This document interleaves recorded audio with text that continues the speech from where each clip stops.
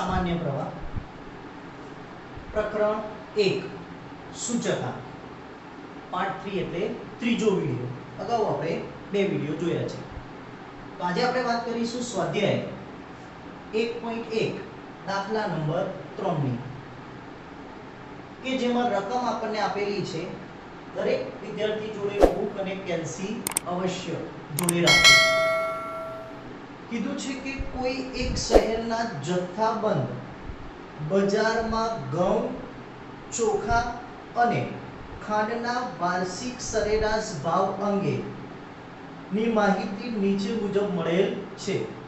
તે પરથી વર્ષ 2011 ને આધાર વર્ષ તરીકે લેવાનું છે. એટલે વર્ષ 2011 ની જેટલી પણ કિંમતો હોય એ બધી આપણા માટે આધાર વર્ષની કિંમતો થશે. તો આધાર વર્ષ તરીકે લઈ અચલ આધારે અને પરંપરિત આધારે ત્રણેય વસ્તુઓના ભાવનો સામાન્ય સૂચકાંક શોધવાનો છે. તો પહેલા વિડિયોમાં આપણે સામાન્ય સૂચકાંક વિશે સમજી ગયા કે એક કરતાં વધારે વસ્તુઓના ભાવ સાપેક્ષની સરેરાશને તે વસ્તુઓનો શું કહેવામાં આવે છે? સામાન્ય સૂચકાંક. તો આજે આપણે આ સામાન્ય સૂચકાંક કઈ રીતે ગણવું એના વિશે, તો બંને રીતે ગણવાનો છે. અચલ આધારની રીતે ભાવનો સામાન્ય સૂચકાંક અને પરંપરિત આધારે ભાવની ત્રણેય વસ્તુઓના ભાવનો સૂચકાંક શોધવાનો છે. તો આજે પહેલા વાત કરીશું આપણે અચલ આધારની રીતે વસ્તુના ભાવનો સૂચકાંક. તો આપણને અચલ આધારે સૂચકાંક શોધવા માટેનું સૂત્ર ખબર છે. તો અચલ આધારે સૂચકાંક બરાબર ચાલુ વર્ષની ચલ કિંમત ભાગ્યા આધાર વર્ષની ચલ કિંમત ગુણ્યા 100 થાય. તો એના પરથી પહેલા આપણે આ ગણતરી લખી નાખીશું, પછી એને કેલ્સીથી કરીશું. તો પહેલા આપણે વાત કરીએ વર્ષ 2011 ને કેવું વર્ષ લેવાનું છે બેટા? આધાર વર્ષ. તો આ આપણા માટે આધાર વર્ષ બનશે. તો હવે આધાર વર્ષની ચલ કિંમત એટલે 18 ભાગ્યા 18 ગુણ્યા 100 પહેલામાં થાય. એ જ રીતે અહીંયા 18.5 ભાગ્યા 11 ની કિંમત કેટલી? 18 ગુણ્યા 100 થશે. વર્ષ 2013 માટે 18.90 ભાગ્યા પણ કેટલા? 18 ગુણ્યા 100. વર્ષ 2014 માટે 19 ભાગ્યા 18 ગુણ્યા 100. વર્ષ 2015 માટે પણ 19.50 ભાગ્યા 18 ગુણ્યા 100. આધાર વર્ષની ચલ કિંમત, તો વર્ષ 2011 માટે ઘઉંની આધાર વર્ષની કિંમત કેટલી હતી? 18. તો બધાના છેદમાં કેટલા રાખવાના? 18. એ જ રીતે ચોખા માટે આધાર વર્ષની કિંમત કેટલી થશે? 30. તો અહીંયા 30 ભાગ્યા 30 ગુણ્યા 100, 36 ભાગ્યા 30 ગુણ્યા 100, 38 ભાગ્યા 30 ગુણ્યા 100, 38 ભાગ્યા 30 ગુણ્યા 100 અને 39 ભાગ્યા 30 ગુણ્યા 100. એ જ રીતે ખાંડ માટે વાત કરીએ તો ખાંડ માટે પણ આધાર વર્ષની કિંમત કેટલી છે? 30. તો 30 ભાગ્યા 30 ગુણ્યા 100, 31 ભાગ્યા 30 ગુણ્યા 100, 32 ભાગ્યા 30 ગુણ્યા 100, 34 ભાગ્યા 30 ગુણ્યા 100 અને 36 ભાગ્યા 30 ગુણ્યા 100. તો પહેલા બધી જ કિંમતો આપણે કેલ્સીથી ગણી લઈએ. તો વારા પરથી જોઈએ 18 ભાગ્યા 18 ગુણ્યા 100 એટલે જવાબ આવશે આપણો 100. હવે 18.5 ભાગ્યા 18 ગુણ્યા 100 તો જવાબ મળશે આપણને 102.78. 18.90 ભાગ્યા 18 ગુણ્યા 100 તો જવાબ આપણને મળશે 105. 19 ભાગ્યા 18 ગુણ્યા 100 તો જવાબ મળશે આપણને 105.54 અને 19.5 ભાગ્યા 18 ગુણ્યા 100 કરીશું તો જવાબ આવશે 108.33. એ જ રીતે નીચે ચોખા માટે 30 ભાગ્યા 30 ગુણ્યા 100 એટલે આ તો 100 જ રહેશે. 36 ભાગ્યા 30 ગુણ્યા 100 તો જવાબ આવશે આપણો 120. એના પછી 38 ભાગ્યા 30 ગુણ્યા 100 તો જવાબ આવશે આપણો 126.76. એના પછી પણ 38 ભાગ્યા 30 ગુણ્યા 100 એટલે એ પણ જવાબ કેટલો રહેશે 126.76. એના પછી છેલ્લો છે 139 ભાગ્યા ખાલી 39 ભાગ્યા 30 ગુણ્યા 100 તો જવાબ આવશે આપણો 130. હવે વાત કરીએ ખાંડ માટે તો એમાં 30 ભાગ્યા 30 ગુણ્યા 100 એટલે જવાબ આવશે 100. 31 ભાગ્યા 30 ગુણ્યા 100 તો 103.33. 32 ભાગ્યા 30 ગુણ્યા 100 તો 106.67. 34 ભાગ્યા 30 ગુણ્યા 100 તો જવાબ આવશે 113.34. 33 અને છેલ્લાનો જવાબ આવશે 36 ભાગ્યા 30 ગુણ્યા 100 તો 120.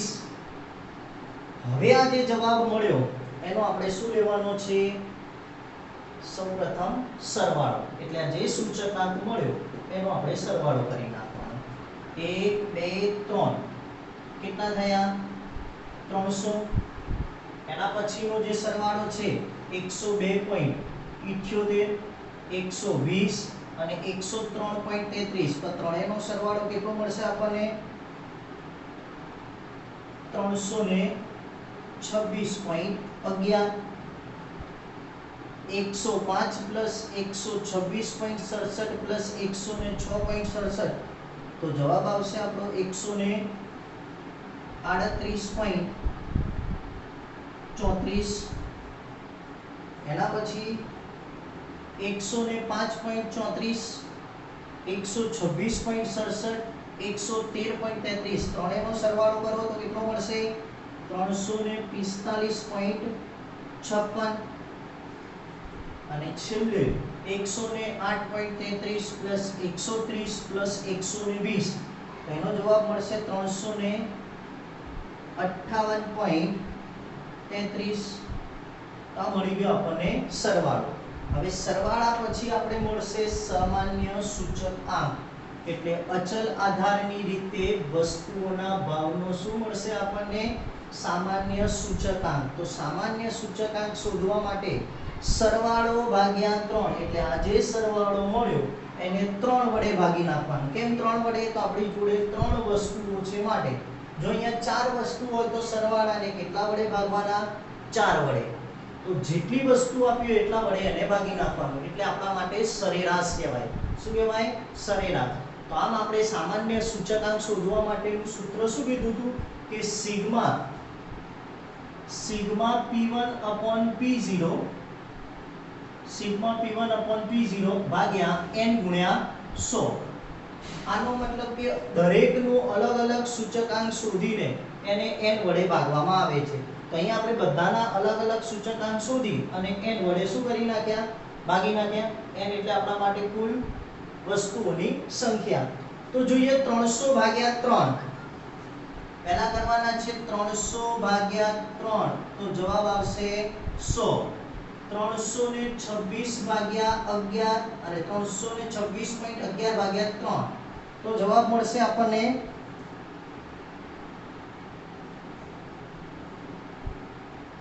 આનો જવાબ આવશે આપણી જોડે 108.70.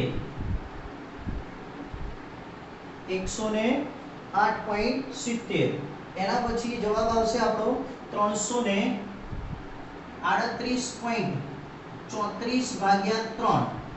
38.34 ભાગ્યા 3 કરીશું તો જવાબ આવશે આપણો 112.78 અને 345.56 ભાગ્યા 3 કરીશું તો જવાબ મળશે આપણને 115.19 અને છેલ્લાનો જવાબ આવશે 358.33 ભાગ્યા 3 તો જવાબ આપણને મળશે 119.44.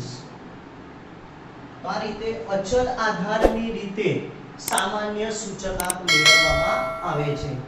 હવે આ જ રીતે પરંપરિત આધારની રીતે વસ્તુના ભાવનો સામાન્ય સૂચકાંક શોધવાનો છે. તો પહેલા પરંપરિત આધારે સૂચકાંક શોધવાનું સૂત્ર જોઈએ. તો ચાલુ વર્ષની ચલ કિંમત ભાગ્યા અગાઉના વર્ષની ચલ કિંમત ગુણ્યા 100. આ પણ આપણે આગળ શીખી ગયા છે. તો પહેલા પરંપરિત આધારે દરેક વર્ષ માટે દરેક વસ્તુનો શું શોધી નાખીએ? સૂચકાંક. તો પહેલા માટે આવશે તો આપણને ખબર છે કે દરેક આધાર વર્ષ, તો વર્ષ 2011 આપણા માટે કેવું છે? આધાર વર્ષ. તો આધાર વર્ષ માટે પરંપરિત આધારની રીતે સૂચકાંક હંમેશા શું હશે? 100. તો પહેલા દરેક આધાર વર્ષની દરેક વસ્તુ માટેનો સૂચકાંક 100. હવે વર્ષ 2012 માટે ઘઉં, તો સૂચકાંક પરંપરિત આધારે સૂચકાંક ચાલુ વર્ષની ચલ કિંમત ભાગ્યા અગાઉના વર્ષની ચલ કિંમત ગુણ્યા 100. એ જ રીતે અહીંયા અગાઉના વર્ષની ચાલુ વર્ષની 18.90 ભાગ્યા અગાઉની હવે કેટલી થશે? 18.50 ગુણ્યા 100. 2014 માટે 19 ભાગ્યા 18.90 ગુણ્યા 100 અને વર્ષ 2015 માટે 19.50 ભાગ્યા 19 ગુણ્યા 100. અહીંયા દરેકના છેદમાં ચલ કિંમત બદલાય, જે અચલ આધારમાં શું રહેશે? અચલ જ રહેશે. એ જ રીતે ચોખા માટે તો 36 ભાગ્યા 30 ગુણ્યા 100, 38 ભાગ્યા 36 ગુણ્યા 100, 38 ભાગ્યા 38 ગુણ્યા 100 અને 39 ભાગ્યા 38 ગુણ્યા 100. ખાંડ માટે તો અહીંયા ખાંડ માટે આપણી ચલ કિંમત આપેલી છે અહીંયા 32, તો 32 ભાગ્યા 30 ગુણ્યા 100. એ જ રીતે અહીંયા 31 આપેલી છે, અહીંયા 31 ભાગ્યા 30 ગુણ્યા 100, અહીંયા 32 ભાગ્યા 31 ગુણ્યા 100, 34 ભાગ્યા 32 ગુણ્યા 100 અને 36 ભાગ્યા 34 ગુણ્યા 100. આ રીતે હવે આની આપણે શું લઈ લઈએ? ગણતરી, ગુણાકાર. તો દરેક જણ જોડે કેન્સી. તો પહેલી તો 100 છે જ. હવે 18.50 ભાગ્યા 18 ગુણ્યા 100, તો જવાબ મળશે આપણને કેટલો મળશે? એમાં પહેલામાં છે જે પ્રમાણે 102.78 જ આવશે આનો. એના પછી વાત કરીએ તો અને હવે વાત કરીએ વર્ષ 2013 માટે, તો 18.90 ભાગ્યા 18.50 ગુણ્યા 100, તો જવાબ મળશે આપણને 102.67.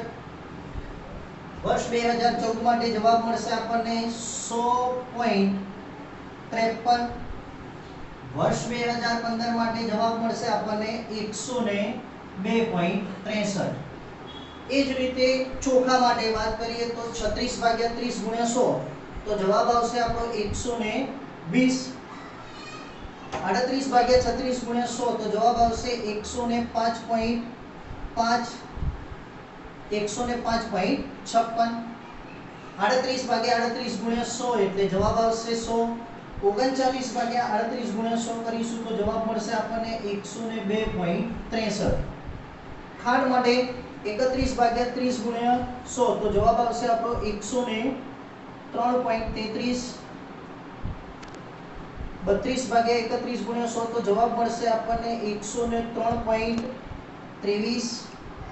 34 ભાગ્યા 32 ગુણ્યા 100 કરીશું તો જવાબ મળશે આપણને 106.25 અને 36 ભાગ્યા 34 ગુણ્યા 100 કરીશું તો જવાબ મળશે 105.68. હવે આમાં પણ આપણે શું લેવાનું છે?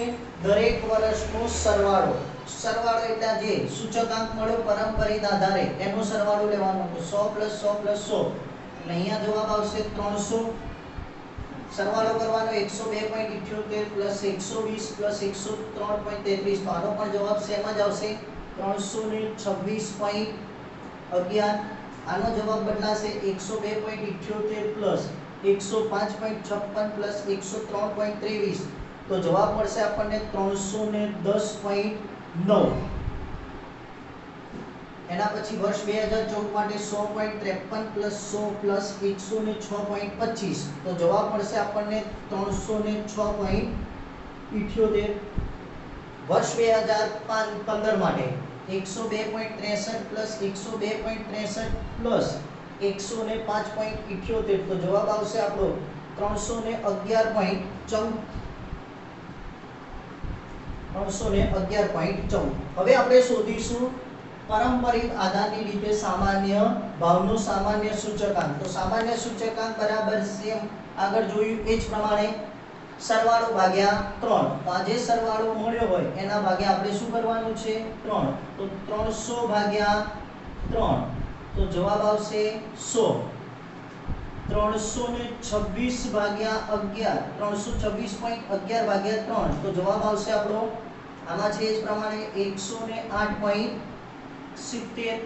અહીંયા 310.9 ભાગ્યા 3 તો જવાબ આપણને મળશે 103.65. 306.78 ભાગ્યા 3 બરાબર જવાબ મળશે આપણને 102.26 અને છેલ્લાનો જવાબ 311.14 ભાગ્યા 3 કરીશું તો જવાબ મળશે આપણને 103.71. આ રીતે તમારે સામાન્ય સૂચકાંક શોધવું હોય એના માટે બે રીતે, એક અચલ આધારની રીતે અને બીજું પારંપરિક આધારની રીતે.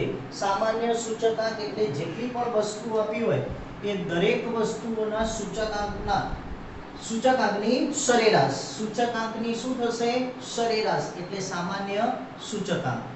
ઓકે, એક સ્ક્રીનશોટ લઈ લો અને હોમવર્કમાં સ્ક્રીનશોટમાં ઓકે. હવે હોમવર્કમાં ઉદાહરણ નંબર HW માં ઉદાહરણ નંબર 5, 6 અને 7 ગણવા.